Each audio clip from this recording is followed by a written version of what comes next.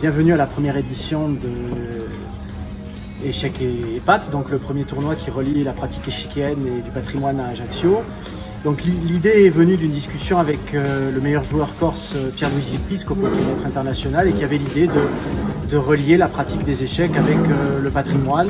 Et donc on a lancé cette idée au cours de cette année dans le cadre de l'anniversaire des 530 ans de la ville. Nous, c'était naturel de faire des échecs, puisque comme vous le savez, la Ligue corse des échecs est très active. Nous avons 7000 enfants qui jouent chaque année aux échecs. Et là, donc c'est un peu la récompense. C'est le tournoi de fin d'année. Pour les plus grands, parce qu'il fallait limiter, nous ne sommes que, je dirais, 500, c'est déjà énorme. Voilà, c'est la récompense un peu du tournoi de fin d'année pour les enfants d'Ajaccio, les CM1 et CM2 d'Ajaccio, et ce sera une grande fête des échecs.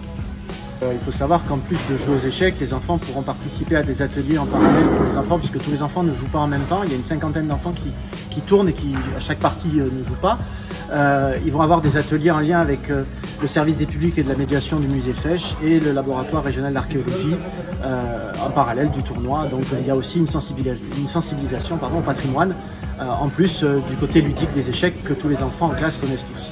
Il va y avoir 6 matchs, une vingtaine de classes prévues. Et nous allons jouer de 9 h le matin jusqu'à 15 h, qui sera l'heure de la remise des prix.